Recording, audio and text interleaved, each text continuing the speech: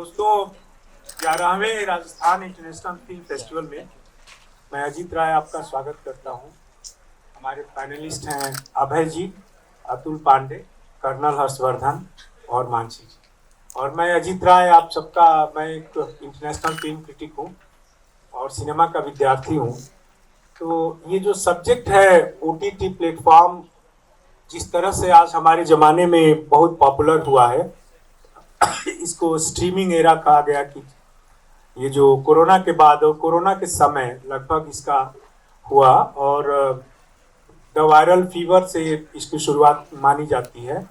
Kharagpur IIT के engineering के दो छात्रों ने सबसे पहले इसका हिंदुस्तान में इजाद किया और नेटफ्लिक्स पर जब वो नार्कोस नाम का एक सीरियल आया जो कोलंबिया के एक ड्रग माफिया के ऊपर था, जिसके बारे में कहा गया था कि उस ड्रग माफिया के गोदाम में उतना ड्रग है जितना कि कोलंबिया में टेल्कम पाउडर नहीं है। तो उसी की देखा देखी अनुराग कश्यप को नेटफ्लिक्स ने संपर्क किया कि एक इंडियन उस तरह का नार्कोस सीरियल बना है, वेब सीरीज। और सॉरी, मुझे खांसी हो रही है। और इंडियन के लिए मार्केट में उसको लॉन्च होना था। तो इन लोगों को, चूंकि मैं हमेशा ये कहता हूं, अतुल पांडे जी शायद इससे सहमत ना हो,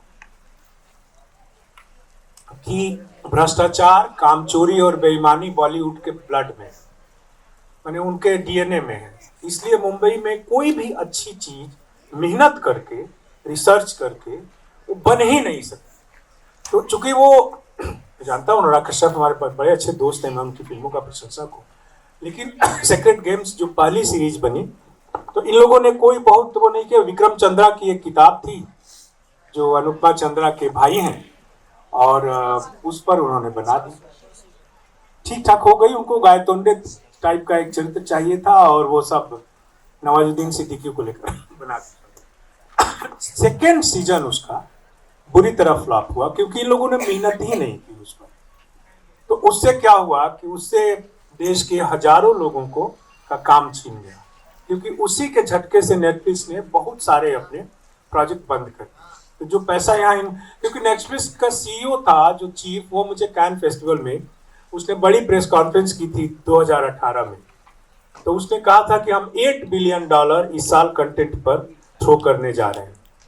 तो फिर वो उसका जो मुकाबला था वो बड़े फिल्म फेस्टिवल से था, क्योंकि कान, बर्लिन, वेनिस जो फेस्टिवल हैं उनका नियम है कि जो फिल्में थिएटर में रिलीज होंगी उन्हीं को वो कंपटीशन में लेंगे, जो नहीं होंगी उसको आउट कर देते थे।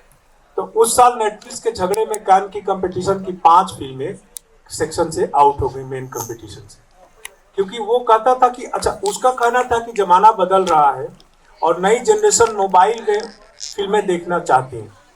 और दूसरा, जो फ्रांस, इटली और स्पेन और दूसरे जो देश हैं, वो वहाँ एक ट्रेडिशनल फिल्म व्यूइंग का कल्चर है कि वो सिनेमा हॉल में कलेक्टिव व्यूइंग को बहुत महत्व देते हैं वो लोग।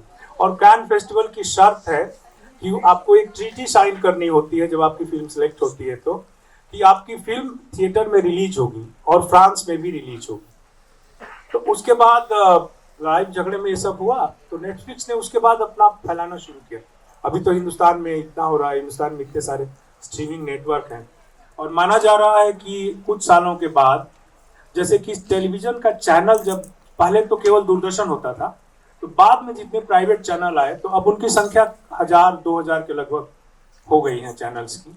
उसी तरह से ये स्ट्रीमिंग प्लेटफॉर्म भी हिंदुस्तान में कई 100 हो जाएंगे कुछ ही दिनों बाद, क्योंकि आपका देश बहुत बड़ा है। 140 करोड़ के देश में ये लोग कह रहे हैं कि 100 करोड़ लोगों के पास मोबाइल आ गए हैं, स्मार्टफोन आ गए। तो उसमें जियो बहुत बड़ा प्लेयर है हमारे यहाँ, और जो मीडिया टाइकून है उदय शंकर, उन्होंने जियो की कमान संभाली हुई कि वो उसको देश का सबसे बड़ा वो बनाने जा रहे हैं। और जियो, मान लीजिए, ₹1 भी किसी से लेता है और 100 करोड़ उसके सब्सक्राइबर यदि हो गए, तो इतने 100 करोड़ हो गए ना, तो वो इतने ह्यूज इकोनॉमी पर बात हो रही है स्ट्रीमिंग। तो अब इस पर हम चर्चा करते हैं कि क्या ओटीटी प्लेटफॉर्म क्या सचमुच में सिनेमैटिक आर्ट में नई कहानियों को ऐड कर रहा है या कुछ दूसरी चीज कर रहा है? अतुल पांडे जी, आपसे शुरुआत करें।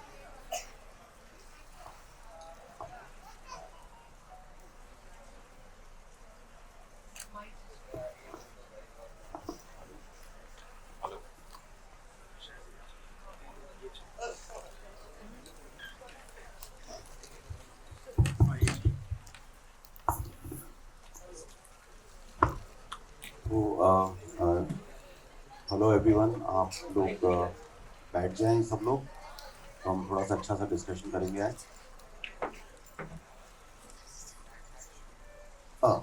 तो अजीत जी की एक चीज से मैं थोड़ा मतलब पहले मैं डाइग्रेस कर रहा हूँ थोड़ा सा, एक चीज से अग्री करूंगा, एक चीज से अग्री नहीं करूंगा। ठीक है। तो एक यूएस में शो था 2003-2004 में वो शुरू हुआ था। उसका नाम था 24, काइफर सदरलैंड का शो था, जो कि पहली बार एक ऐसा शो बना था जो कि एक उसकी टाइम स्पेसिफाइड था। वो सोप ऑपेरा जैसा नहीं था कि अनलिमिटेड एपिसोड्स उसके चलते रहेंगे। 24 आवर्स 24 एपिसोड्स। और उसका जो पहला सीजन था उसमें यूएस प्राइमरी इलेक्शन जो होते हैं उसके ऊपर बेस्ड था। और उसमें जो प्रेसिडेंट पामर जो इवेंचुअली सेकंड सीजन में जाकर के बने थे उस सीरीज में, तो उनकी प्राइमरी शिप के लिए जो इलेक्शन था उसके ऊपर वो बेस्ड था। और उसका इम्पैक्ट इतना था कि if you ask Americans, particularly the black Americans, they will testify that Obama becoming a president was something to do with 24, because never before in the history of America anyone had perceived the thought that black can be a president. So the impact of limited series जो था वो उस समय obviously net नहीं था, तो उसको web series नहीं कहा जा सकता था, वो टीवी सीरीज थी। लेकिन वो अमेरिका में हर हफ्ते एक एपिसोड रिलीज होता था 24।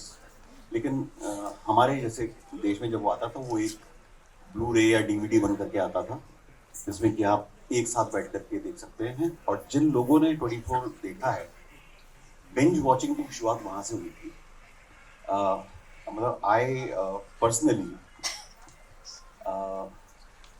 there is never, I used to watch it for 22 hours straight. खाना पीना जो कुछ करना है बस बैठ के एक, क्योंकि you cannot leave it. So that was the power of binge watching that was inscribed in the minds of audience. So that was, I think, the genesis of web series, or what eventually became OTT platforms. Although मतलब HBO था, वो सब था, वो अपने अपने तरीके से कर रहे थे, लेकिन स्ट्रीमलाइन नहीं हो रही थी क्योंकि वेब नहीं था उस समय। दूसरी चीज जो अजीत जी ने मेरे ऊपर इल्जाम लगाया अजीब सा लगा था, नाम निकल गया था। तो देखिए, everything is part of the game. और यहाँ पे देखिए इस समय जो OTT प्लेटफॉर्म का जो माहौल चल रहा है, उसमें मैं कहाँ आपसे डिसएग्री नहीं करता हूँ कि जब एक शार्क आ जाता है ना बाजार में, तो छोटी मछलियां कुछ नहीं करती। उनके उनके पास या तो चारा बनो या साथ जुड़ जाओ। Hotstar had to become part of Jio. You see, in India, particularly in India, I don't know what happens across the world, but right from the time when the satellite television came, the private television came, the television audience has been driven only by one thing: cricket. So whether it was Doordarshan that used to have all the cricketing rights, so Doordarshan को जब analogue television चलता था तो पहला number उसी का आता था, क्योंकि सब क्रिकेट होनी चाहिए। और 99 के बाद में जब से वो स्टार टीवी ने क्रिकेट लेनी शुरू करी, उसके बाद सोनी ने बिडिंग करनी शुरू करी। So the network, otherwise Zee used to be the most popular network in India, लेकिन जिसने उसके बाद में क्रिकेट खरीदी, सारी की सारी ऑडियंस उसी के पास गई। हॉटस्टार नंबर 1 प्लेटफॉर्म था, आई थिंक 55 मिलियन या 65 मिलियन उसके सब्सक्राइबर्स थे। The moment they lost cricket to Jio, they came down to 24 million. So everything revolves around cricket in India in terms of viewing habits. So cricket एक ही के पास रहेगा तो एक बड़ा रहेगा और बाकी 2-3 और रहेंगे, ये एक प्रूवन फैक्ट है। बाकी सब चलते रहेंगे, छोटे मोटे कुछ भी दिखाते रहेंगे, वो सब होता रहेगा। Now in such a scenario where you have to become a subject of one big shark, and you don't have.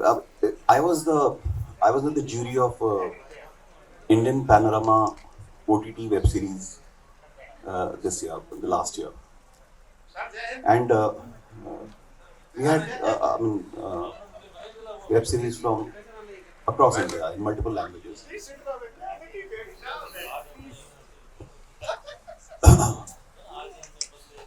Can we please be silent from the back side? Thank you. तो हमारे पास हिंदुस्तान की अलग अलग भाषाओं में 42 web series आई थी। उसमें कोई 250 करोड़ की भी थी, कोई 150 करोड़ की भी थी, कोई 100 करोड़ की भी थी। लेकिन इवेंचुअली अवार्ड किसको मिला? एक सब 1 करोड़ की OTT सीरीज मराठी लैंग्वेज, लंपट या लंपन में इंडियन पैनोरमा की बात है। हाँ, तो 250 करोड़ की भी सीरीज थी उसमें, लेकिन अवार्ड मिला। और शायद करोड़ रुपए में बहुत ज्यादा बोल रहा हूँ, बिल्कुल बेसिक थी, लेकिन उससे ये साबित होता है eventually content is the king. और नंबर 2 पे जो सीरीज थी in consideration, that was a series from, it was a Tamilian series, which was again a very low cost series. So when it comes to OTT is nothing but personalized viewing. You don't have to switch a channel, you have to just करना है, पसंद नहीं आया अगला page लगाओ। In personalized viewing, the only thing that works is your story connecting with people. I'm really sorry for a couple of words that I'll be using in the next 1 minute. The most popular content on internet is only 2. One is music, songs. Second is porn. 3 minute होता है, जो pleasure उसको मिलना होता है वो मिल जाता है। ऑडियंस की जो बैंडविड्थ है किसी चीज को कंज्यूम करके एक्सेप्ट या रिजेक्ट करने की, वो 3 मिनट है। तो आपने अगर वो एंगेजमेंट बना लिया 3 मिनट के अंदर, तो ऑडियंस आपके साथ रहेगी। अगर आपने जरा सा भी छोड़ा तो ऑडियंस आपको छोड़ करके चली जाएगी। इसलिए जो सबसे बड़ा पॉइंट मैं यहाँ पे रखना चाहूंगा वो ये है कि वेब सीरीज एक बहुत ही वायबल ऑप्शन है। कॉस्ट पूरी तरीके से आपके कंट्रोल में है, क्योंकि कोई स्टार और कोई टेक्नोलॉजी आपके पास हो या ना हो उससे फर्क नहीं पड़ता। एक ही चीज से फर्क पड़ता है कि आपने उसको लिखने में कितना समय लगाया है, कितना पढ़ करके लिखा है, कितना दुनिया में जो हो रहा है वो सोच करके लिखा है।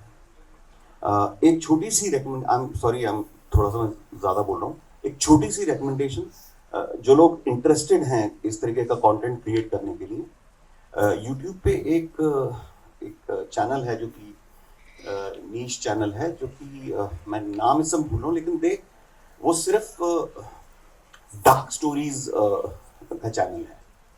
तो वो अपने आप से एक OTT प्लेटफॉर्म है, उसमें सिर्फ चाइल्ड ट्रैफिकिंग, प्रोस्टिट्यूशन, मतलब जो डार्क इश्यूज हैं वो सिर्फ उसके ऊपर डॉक्यूमेंट्रीज या सीरीज जो है वो प्ले करता है, और उसकी बहुत बड़ी ऑडियंस है। तो there is no shortcut but to read, research and create a good story that will engage the audience. उसके बाद उसकी कास्ट क्या है, आपने किस तरीके के कैमरा यूज किए हैं, वो सेकेंडरी होता है। अभय जी। हाय, इसमें मैं ना दो पहलू में सर ऐड करना चाहूँगा। एक कि ओटीटी का पॉजिटिव इम्पैक्ट हम मेकर्स के लिए कितना बड़ा है कि लाइक जहाँ पहले लोग एक फिल्म बनाने को एम्बिशन लेके बीच में छोड़ के भी आगे कुछ और भी करना सोच रहे थे, आज की डेट में वो लोग पॉसिबल कर पा रहे हैं। हम लोग कितने स्टार्स को अब जानते हैं जो मतलब ओटीटी की देन है हम लोगों को। एक पंचायत है, जीतू भैया है, ऐसे ऐसे बहुत लोग हैं जिनका मतलब सारा राइज ओटीटी ने दिया है। फ्रॉम यूट्यूब, नेटफ्लिक्स, प्राइम, सबका कोलैबोरेटिव एफर्ट। एक फिल्म के एग्जांपल के साथ एक लास्ट टू लास्ट ईयर का बहुत एक्लेम्ड फिल्म था ग्रेट इंडियन किचन। तो वो पहले एक साउथ के बहुत छोटे ओटीटी पे, प्राइवेट ओटीटी पे रिलीज हुआ। It crashed on the same day. इतना लोग उस फिल्म को देखना चाहते थे, it crashed on the same day. Then it got picked by Amazon Prime. तो उसकी जर्नी वहां भी नहीं खत्म होती। Then it was again remade by RSVP pictures. So अगर वो ओटीटी वहां नहीं होता तो they might be not able to reach the entire journey. And आज वो डायरेक्टर जियो बेबी, मेरे ख्याल उनका नाम है, he is making like almost 2 films per year with a theatrical release also. His first film was not a theatrical release, but now all the films he has been making, उनका सब theatrical release. और एक सा अभी बिल्कुल ही थोड़ा opposite बात कि जैसे आपने नेटफ्लिक्स का बताया, सीक्रेट गेम्स का एग्जांपल दिया। सो नेटफ्लिक्स इंडिया से they wanted a show which can be there at the for the US audience, कि साउथ एशियन पूरे कंटीजेंट से India majorly because they were investing a lot of money in India. तो वो चाहते थे कि कोई एक शो ऐसा निकले। सीक्रेट गेम्स में ऑब्वियसली जैसे आपने कहा, उन लोगों ने अपना टाइम, मनी, आर्टिस्ट काफी इन्वेस्ट किया हुआ था, but it didn't work out. So they have cancelled a lot of projects. तो वो अभी भी there is no show, Indian show, जिसका US ऑडियंस है उनके पास, और वहाँ उनका मेजर रेवेन्यू जनरेट हो रहा है। सेम प्रॉब्लम अभी भी प्राइम के साथ भी है। And they are like, Prime ने अपने आप को मल्टीपल उसमें डिवाइड कर लिया। अभी Prime is running as a Prime MX Player के साथ उन्होंने एक अटैचमेंट अपना अलग किया है। They are competing with YouTube, उन्होंने एक अमेजॉन मिनी करके अपना निकाला है which is free of cost. शायद एमएक्स प्लेयर को मर्ज कर दिया ना। हाँ जी, हाँ जी। MX Player Times of India का था और वो फ्री था। तो अभी जस्ट 2 days बैक उन लोगों ने 80 न्यू सीरीज का स्लेटिंग किया है for the Amazon MX player. तो वो इंडिया को ही टारगेट कर रहे हैं, मतलब अपना यूएस का जोन अलग रख के they are creating platform specially for India now, ताकि इंडियन स्टोरी टेलर्स का जो रीच है, जितना उनको बिजनेस पर्सपेक्टिव से वो लोग रिकवर कर पाए। बट ओवरऑल ओटीटी के after the boom of Jio, internet आने के बाद से, तब नेटफ्लिक्स यूएस में भी था, तो एक पैटर्न चेंज हुआ है, व्यूइंग पैटर्न सबका। एक बिंज वॉच एक कंसेप्ट आया है इंडिया में भी, हम लोग भी बिंज वॉच करना चाह रहे हैं। अदरवाइज ये जितने भी आप एक्लेम्ड शोज बाहर के हैं, गेम ऑफ थ्रोन्स आप सुनेंगे, ब्रेकिंग बैड सुनेंगे, वो सब एक वीक में या बाई वीकली एक एपिसोड रिलीज होता था। लोग वेट करते थे थिएटर, मतलब अपना टेलीविजन पे कि ब्रॉडकास्ट होगा, आएगा, देन वो हम लोग एक नेक्स्ट एपिसोड देखेंगे। पर अभी मतलब इवन उन लोगों का भी वो चेंज हो गया system. They are also releasing entire series one go में। एप्पल नहीं करता, करेक्ट। एप्पल इस सर ने बहुत सर है, you should add about Apple because Apple web content is one of like बिल्कुल टोटली डिफरेंट। आप ना नेटफ्लिक्स पे वैसा कंटेंट है। Please sir. अभी मैं मैं रेकमेंड कर रहा था Charles Rick. So I was recommending him 8 to 10 web series, specifically on Apple. So, and trust me, there is nothing like Apple when it comes to content. And अगर आप लोगों को मौका लगे तो mosquito post, Shantaram, I've helped you so much. I've given you so many names. I've forgotten now. Defending Jacob, Tehran, और इतना तकलीफ होती है because we are used to binge watching, तो इच्छा करती है कि आ जाए फट से और हम उसको देख लें, लेकिन वो हफ्ते में एक ही एपिसोड दिखाता है वो एक बार में.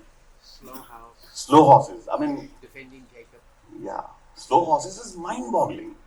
And so there are, मतलब if there is king of content. एक मिनट अतुल जी, एक चीज बताइए कि चूंकि दुनिया ग्लोबल हो गई है और हमारे पास इंटरनेशनल कंटेंट अच्छी क्वालिटी का इतना ज्यादा है, तो उसमें जो हिंदी का कंटेंट है वो कैसे सरवाइव कर रहा है और उसका क्या भविष्य है? देखिए अभी मतलब one of the finest things that is happened on in Indian language and unfortunately वो हिंदी लैंग्वेज में ही हुआ है, हाथीराम का कैरेक्टर.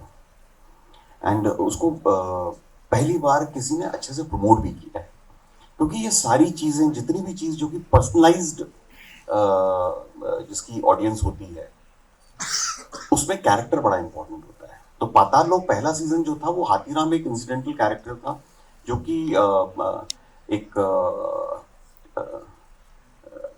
मतलब he was not the hero of the series. The content of the first season was so big that he was just one incidental character who kept growing with the episodes even in the first season. But second season was entirely promoted as a Hathiram series, and you know today though, if you go to social media, there are like reels after reels after reels. So I think if you create characters like that, and that is even one of the finest series, Mirzapur, that's not been able to create any such character other than you know वो जो कालीन है, कालीन भैया जो हैं, बजाओ या सुनाओ या जो भी, तो मतलब but those are limited means. यहाँ पे हाथीराम के प्रॉपर कंटेंट प्रमोट किया गया है, and I think if we create characters like that, then I'm sure that because कोई एक हिस्ट्रियोनिक प्रोटैगनिस्ट का ऐसा होना चाहिए जो कि ऑडियंस को देखने, सुनने, समझने में अच्छा लगे कि यार ये रिलेटेबल है. और एक छोटी सी चीज जो मैं बोल रहा हूँ वो हमारे लिए रिलेटेबल इसलिए है क्योंकि वो एक अक्खड़ हरियाणवी कैरेक्टर है और अर्बन ऑडियंस को वो ज्यादा पसंद आ रहा है. हरियाणा में जाओ तो हर ऐसा ही मिलता है, ठीक है, इसलिए उसकी पोटेंशियल इंटरनेशनल मार्केट में ज्यादा है. तो मेरे ख्याल से उस तरीके के कैरेक्टर्स अगर हम क्रिएट करेंगे तो हम इंटरनेशनली थोड़ा सा पेनिट्रेशन करना शुरू कर पाएंगे. कर्नल हर्षवर्धन, एक जमाने में हम देखते थे कि जो टेलीविजन आया, जब खासतौर से एशियाड के बाद, 80 के बाद कलर टेलीविजन आया और ये सब, तो हमारी फिल्म इंडस्ट्री के जो बड़े नाम थे वो उससे जुड़ने से हिचकते थे. यानी कि शायद ही कभी मैंने सुना हो कि कोई बड़ा फिल्म डायरेक्टर हो, उसकी फिल्म केवल टेलीविजन के लिए. बाद में दूरदर्शन ने बहुत सारे किए थे, वो अलग बात है, लेकिन ओटीटी के आने के बाद लगभग सभी बड़े डायरेक्टर्स ने टेलीविजन के लिए, ओटीटी के लिए मतलब जो टेलीविजन पर और आप मोबाइल पर देखते हैं उसके लिए किए. यहाँ तक कि जो आप कॉस्ट की बात कर रहे थे, रानी मंडी 400 करोड़, और जो कॉलेज कांड बना स्टेज हरियाणवी का वो 30 लाख, तो 30 लाख से 400 करोड़ की रेंज बनी. अभी चमकीला हमने इम्तियाज अली जैसे डायरेक्टर की क्यों सिर्फ ओटीटी पर गई, अनुराग कश्यप की फिल्म ओटीटी पर गई और बहुत सारे लोगों की गई. तो क्या ये हमारा माइंडसेट बदला है और सिनेमा में ओटीटी की एक्सेप्टेंस का प्रभाव है, ये क्या नया ट्रेंड शो करता है? अजीत जी, एक्चुअली ये आपने बहुत मेरे दिल से जुड़ा हुआ क्वेश्चन पूछा है, बिकॉज मैं अपने घर में ये बचपन से देखता आ रहा हूँ. मेरे नाना जी बहुत फेमस राइटर थे, मनोहर श्याम जोशी जी. तो इंडिया में सीरीज लाए ही वो हम लोग और बुनियाद से थे. मैंने उन्हें लिखते हुए देखा है, आप लोग जानते होंगे उस जमाने के कैरेक्टर. मनोहर श्याम जोशी जी फाउंडर माने जाते हैं सोप ओपेरा के, तो हम लोग और बुनियाद इंडिया में पहला सीरियल माना जाता है. वो हमारे पड़ोसी थे साकेत में. तो मेरे उनका नाना आखिरी इंटरव्यू मैंने किया था, बहुत वायरल हुआ. तो हम घर में देखते थे उनको हमेशा लिखते हुए. एंड जब कहते हैं कि हम लोग का जो वो है वो मेरे ननिहाल से ही है पूरा, चाहे उसमें रलिया राम, बसेसर, लल्लू, जितने भी कैरेक्टर्स थे, मेन कैरेक्टर्स, वो सारे कहीं ना कहीं से हमारे घर के कैरेक्टर्स थे. जो मेरे मदर के साइड के कैरेक्टर्स थे, दे वर टेकन फ्रॉम देयर. तो मैं ये कहना चाह रहा था कि कंटेंट हमेशा से हमारे पास बहुत अच्छा रहा है, और जैसा अजीत जी ने बताया कि जो ट्रू लाइफ इंसिडेंट से जुड़ी हुई कहानी होती है वो हमेशा सक्सेसफुल होती है। जो कंटेंट आज बन रहा है धीरे धीरे, अब उस समय भी मुझे याद है जब हम बुनियाद हम लोग ये सब आए, वो टाइम दूरदर्शन में भी आया था जब महेश भट्ट आए थे, जमीन आसमान उन्होंने नाना जी के साथ बनाया था, मुझे आज भी याद है।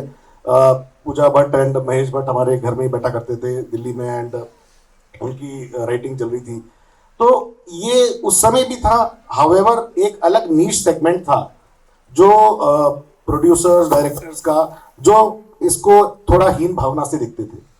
उसका भी एक मेन रीजन था क्योंकि तब हम लोग और बुनियाद का टोटल खर्चा कितना था वहां पर हम अच्छी तरह जानते हैं। It was like 1/100th of a normal web series. वो उस किस्म का पैसा कभी भी कोई टीवी में लगाने को तैयार नहीं था। और फिल्मों का एक अलग, सिनेमा का एक अलग फ्लेवर था, एक अलग चकाचौंध थी जिसे हर आदमी बिल्कुल एक अलग वर्ल्ड की तरह देखता था। उस समय एक नॉर्मल आदमी के लिए सिनेमा हॉल में जाना एक सपने जैसा होता कि उसका सपना पूरा हो रहा है। इसीलिए हम जैसे जानते हैं राजेश खन्ना जी या जितने भी बड़े बड़े, दिलीप कुमार जी, जितने बड़े बड़े स्टार्स हुए हैं, वो सब को गॉड इक्वलेंट मानते थे। जैसा आजकल साउथ इंडिया में होता है, वो इंडिया में भी होता था, मतलब यहाँ पे भी होता था, बकायदा नॉर्थ में भी होता था। तो एक अलग टाइप की कैटेगरी, एक अलग टाइप का ब्रांच बन गया था कि ये छोटा काम है, ये टीवी वाला काम है। लेकिन जब से बाहर की कंपनीज आई हैं, ओटीटी प्लेटफॉर्म्स आए हैं, और ये धीरे धीरे देखा, जैसे शुरुआत हुई थी, आप लोग मानेंगे दूरदर्शन ने जब चैनल अलग अलग शुरू किए थे, तो मुझे याद है दूरदर्शन का कोई दिन का चैनल आता था। उस समय एक नॉर्मल चैनल आता, डीडी न्यूज़, डीडी, खूब सारे DD1 DD2 करके चालू हुए थे। उस समय जमीन आसमान आना शुरू हुआ, फिर धीरे धीरे धीरे करके इसी तरह मल्टीप्लाई हुआ।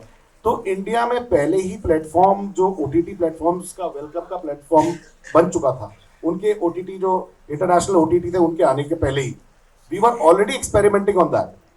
So these experiments gave a very much required platform to these OTTs, and by that time we all, our public, Indian public, had already gained that kind of foray into the international media. So slowly when all these big projects started coming in, we started lapping it up. Plus Bharat जैसे जैसे urbanization होता रहा, वैसे वैसे we also want to see more and more content. तो चाहे वो हम लोग बुनियाद हो, चाहे वो मिर्जापुर हो, आज कंटेंट वही है, कंटेंट सेम है, आपके दिल से जुड़ा हुआ, हर आदमी के रोजाना के काम से जुड़ा हुआ, जो वो बाहर देखता है, या फिर जैसा कि अजीत जी ने बताया, जो वो नहीं कर सकता, जो उसका एक सपना है या डीपेस्ट डार्केस्ट फीलिंग्स है, जो वो बाहर देखना चाहता है, चाहे वो कालीन भैया हो, चाहे कोई भी हो इस तरह का विलेन, तो वो चीजें हैं। इसीलिए ओटीटी आज भी कंटेंट किंग है। अच्छी आपके पास कहानी है तो पक्का जाएगी, पक्का बनेगी और पक्का बिकेगी। मानसी,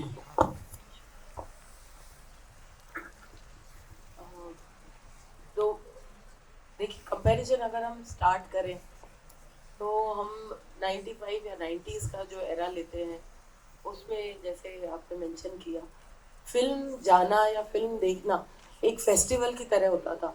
पूरी बाकायदा प्लानिंग होती थी। शहर में कितने थिएटर हैं? 4 से 5 थिएटर जोधपुर जैसे शहर में, और मेरी स्कूलिंग कॉलेज यहीं से हुई है। तो उस वक्त फिल्म देखने की परमिशन मिलना घर से एज अ गर्ल, वो इटसेल्फ बहुत बड़ा एक एफर्ट था। तो उसके बाद तो आप पिक्चर हॉल में जाके बैठो, चाहे कुछ भी दिखाओ, देखेंगे पॉपकॉर्न खाते हुए बड़े आराम से, विसल बजा बजा के, क्योंकि बड़ी मेहनत से वो 3-4 वीक की प्लानिंग के बाद जाने को मिला है। तो और अब जो हमारे ऑडियंस है जो कि AI वर्ल्ड में है, और ज़्यादा दूर नहीं है, अभी तो पर्सनलाइज सारा कंटेंट आता ही है, पर ज़्यादा दूर नहीं है टाइम की मेरा मूड कैसा है उसके बेस पे मेरे को रिकमेंडेशन आए कि आज आपका मूड अच्छा है, आप ये वाला मूवी देखो, या ये वाला आपके लिए सीरीज अच्छा रहेगा। There is no like, because जिस तरह से AI जा रहा है, and the more and more we are able to do with the data, consumer का डेटा हमारे पास इतना ज़्यादा पर्सनलाइज डेटा है कि उससे और हम कंटेंट क्लियर दे पाएंगे ऑडियंस को, लाइक व्हिचएवर ओटीटी चैनल.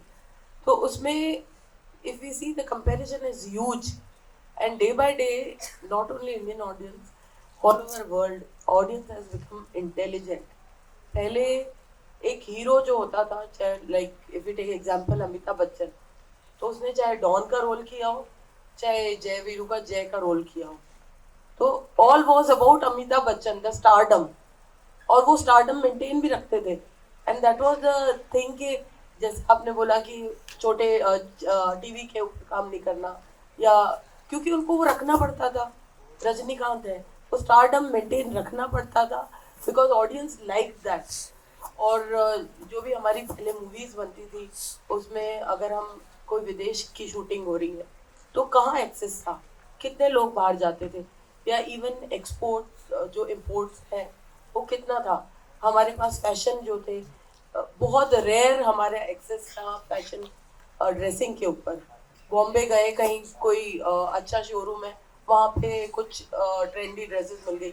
आज हर 2-4 किलोमीटर की दूर पे आपको एक मॉल मिल जाएगा जहाँ पे ट्रेंड से ट्रेंड, लेटेस्ट ट्रेंड के आपको गारमेंट्स मिल जाएंगे. तो the whole thing is change. और ऑडियंस कौन है? Every person is a film maker today. आप रील्स देखिए, और रील्स देखिए आपने अगर 5 सेकंड से ऊपर का बेकार कंटेंट डाला वो स्वाइप हो जाता है. तो everyone is a film maker, such an intelligent audience. वहाँ पे आप फिल्म की दुनिया में एक 3 घंटे की या 2.5 घंटे की 2 घंटे की पिक्चर लेके आ रहे हो जिसमें आपने न कैरेक्टर रखा है, न स्टोरी है आपकी, कोई no one will see. Even आप ओटीटी पे लेके आ रहे हैं, until unless you give them the world they want to see. Simple example, तुम्बा जो मूवी है कितनी अंडररेटेड थी वो. Like that movie was made in 7 years just दोबारा रिलीज हुई because people liked so much. उसको ओटीटी पे इतना पसंद किया गया और वो मूवी बनाने में उन्होंने इतना टाइम लगाया because वो सिर्फ बारिश में ही शूट हो सकती थी. सिंपल मूवी लापता लेडीज. लापता लेडीज में तो कोई कैरेक्टर, सारे कोई स्टार नहीं है, बट कितना हिट हुआ लापता लेडीज बिकॉज जो कैरेक्टर्स ने इमोशंस निकाले हैं इतने ओरिजिनल, इतने pure. The love what they have shown in Laapataa Ladies of husband wife, that's so pure. और सिंपल जो हमारा टॉपिक, घूंघट का टॉपिक, एक घूंघट के टॉपिक को इतनी बढ़िया स्टोरी लाइन देना. So this is the creativity what is needed for the intelligent audience. उसमें केवल रवि किशन को लोग जानते हैं, बाकी किसी को कोई किसी को नहीं जानते, सिर्फ रवि किशन को जानते हैं.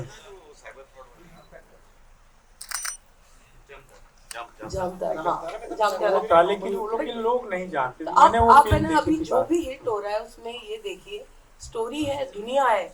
वो एक दुनिया है जिससे या तो लोगों ने, वो गांव की दुनिया है या किसी अंडरवर्ल्ड की दुनिया है जिसे लोगों ने देखा नहीं है, या जैसे आप बोल रहे वहां पे अपने आप को इमेजिन कर रहे हैं, या उससे उनको कुछ क्रिएटिव मिल रहा है देखने को, तभी वो देखेंगे.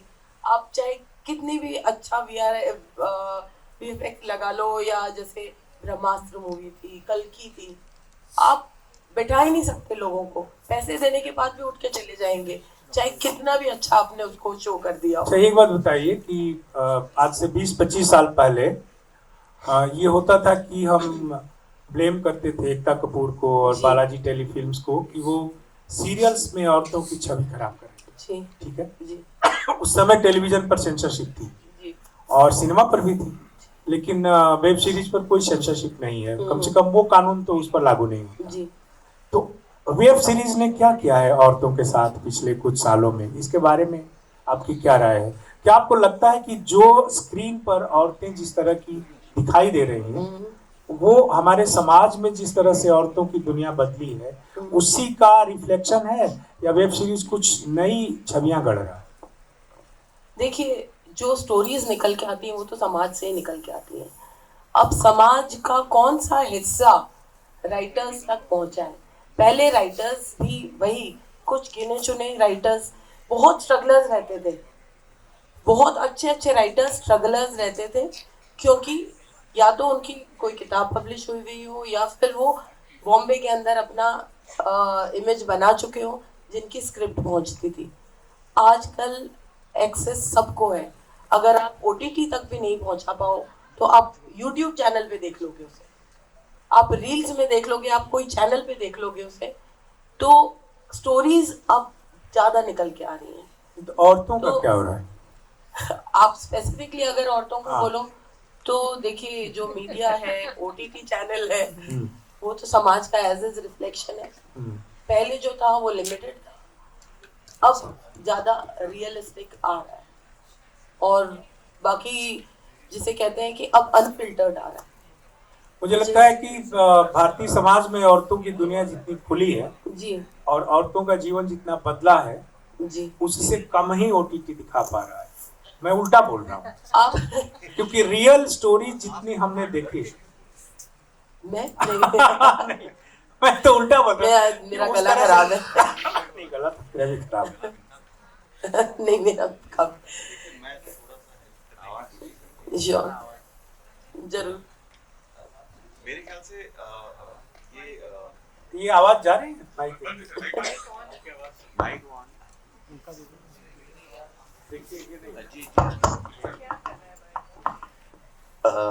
देखिए मतलब one with a red herring कि I don't believe in any kind of censorship at all. Yeah, okay. Now we'll start agreeing with me on it. No, I agree. See, first of all, I don't even like the categorization.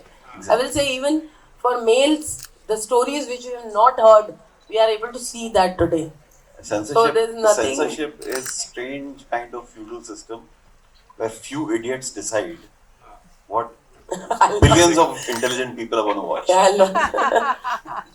Okay. Best part here is जिसको जो देखना है वो देखेगा, Exactly. चाहे कुछ भी censorship हो, उसका that forces him even like that actually makes him even more keen to watch that कि क्या है इसमें.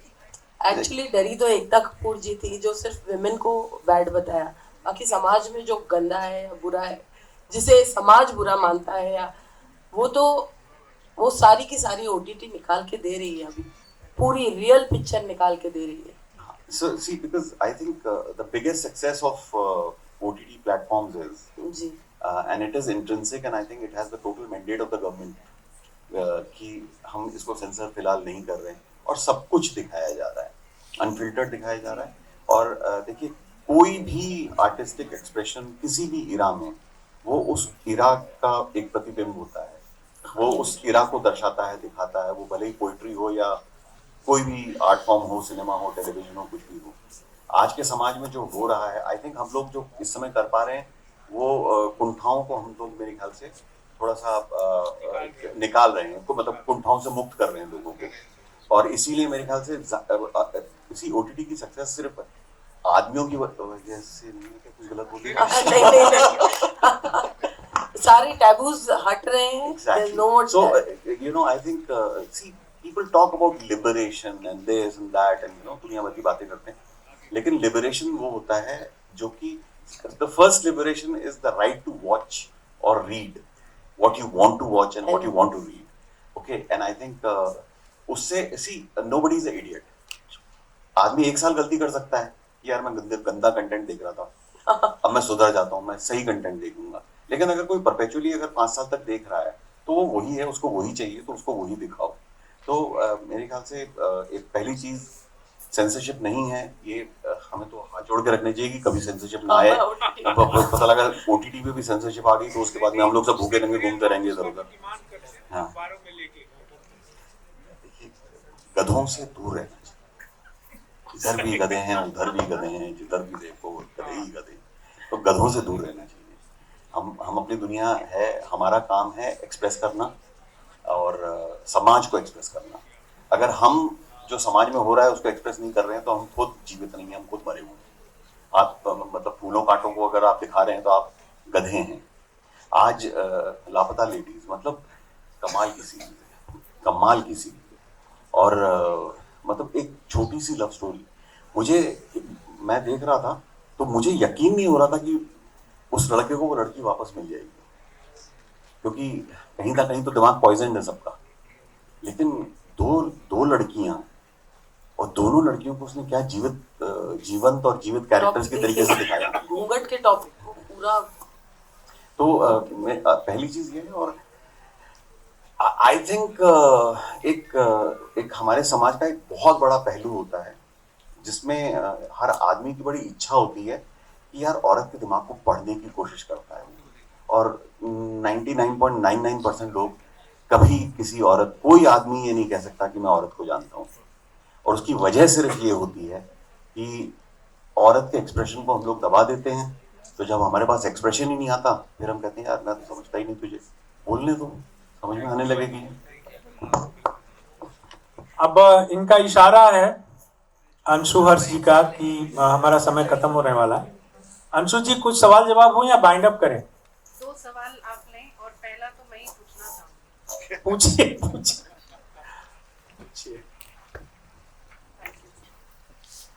हम जब दूरदर्शन के जमाने में धारावाहिक देखते थे, मैला आंचल हो गया, कच्ची धूप हो गया, और भी बहुत सारे हम सबके जहन में है, 13 एपिसोड पे वो खत्म हो जाते थे। और अब हम OTT पे सीरीज कहते हैं। वो सीरियल्स धारावाहिक के नाम से जाने जाते थे और ये सीरीज OTT पे चलती हैं। तो लेकिन कंटेंट में रात और दिन का फर्क आ गया है। वो साहित्य पे बेस्ड कंटेंट हुआ करता था, और ये जो सीरीज है ये सामाजिक, जैसी आपने चर्चा की कि कोई भी कहानी कहीं की भी उठ के इसमें आती है और चलन में भी आ जाती है, सुनने में भी आ जाती है, और लोग उसको बहुत शिद्दत से देखते भी हैं।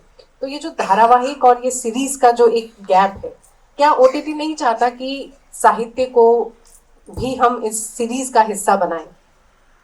मैं आप ही से एक चीज पूछना चाहता हूँ।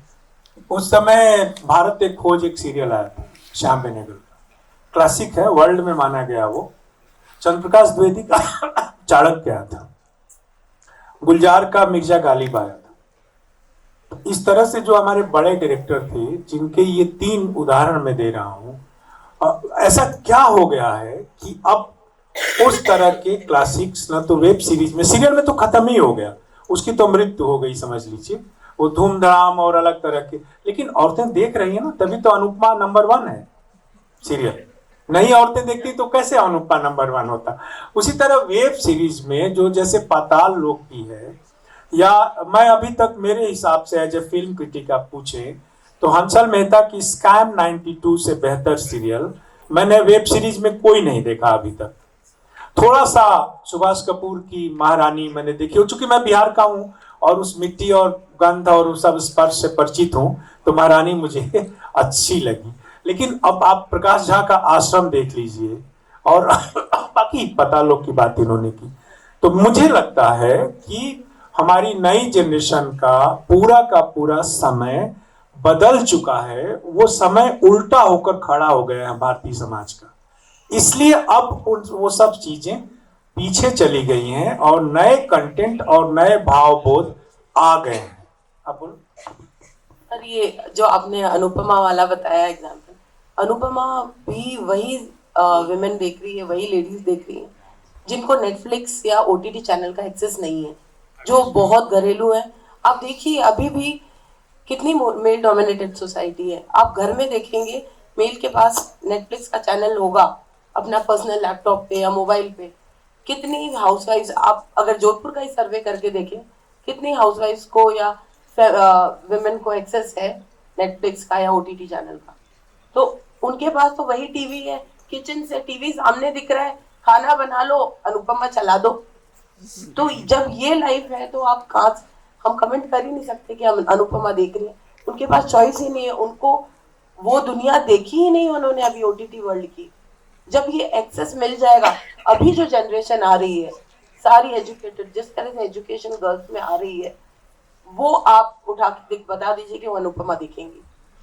चलिए दूसरा क्वेश्चन कोई पूछना चाहे। और दूसरी चीज सर, ये अपना रविंद्रनाथ टैगोर की सीरीज है, बहुत अच्छी है OTT पे, बहुत कमाल बनाई है उन्होंने। तो है कंटेंट को ला रहे। और कोई ऑडियंस में बहुत से चेंज हो क्वेश्चन रहा हो है।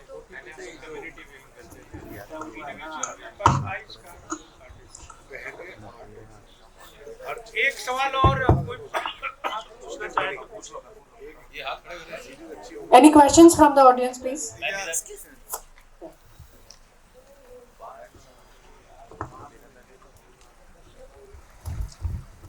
पूछिए जल्दी। बहुत बहुत स्वागत है आपका जोधपुर में। I am from Jodhpur.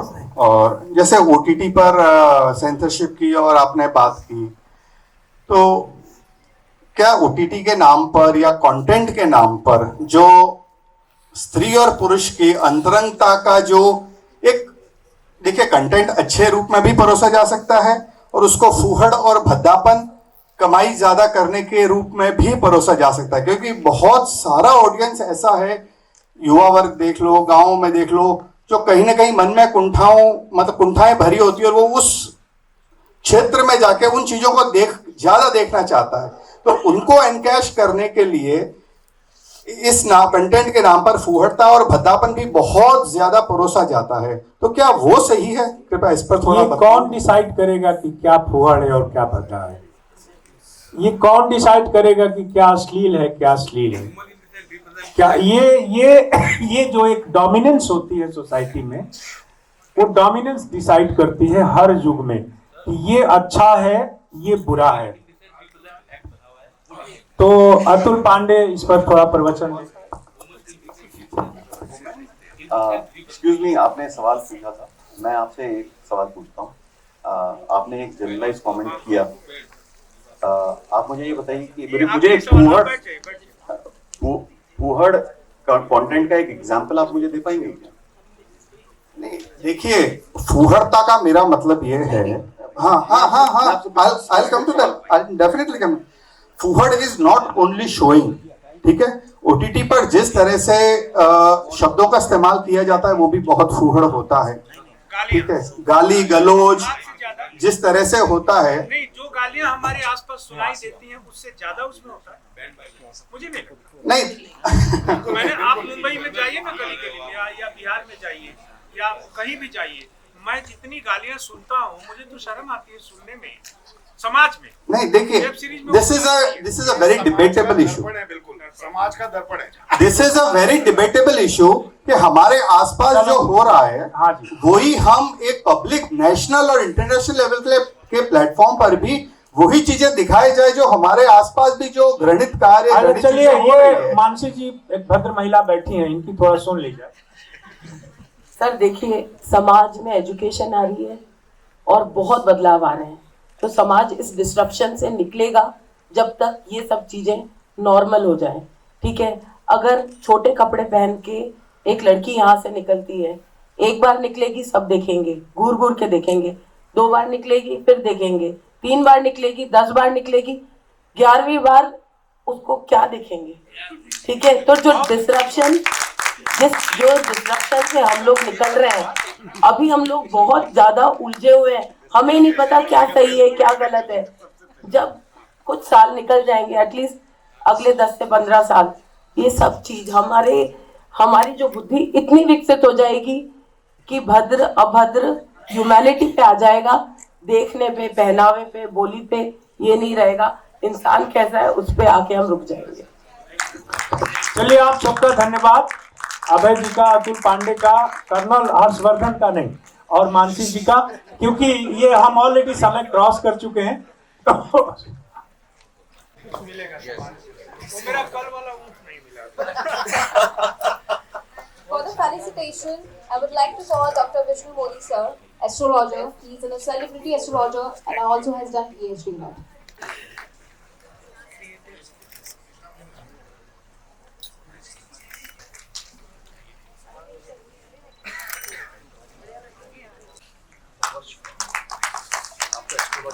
Ji sir, मेरी अगली फिल्म हिट होगी कि नहीं होगी? बिल्कुल होगी, बिल्कुल 100%।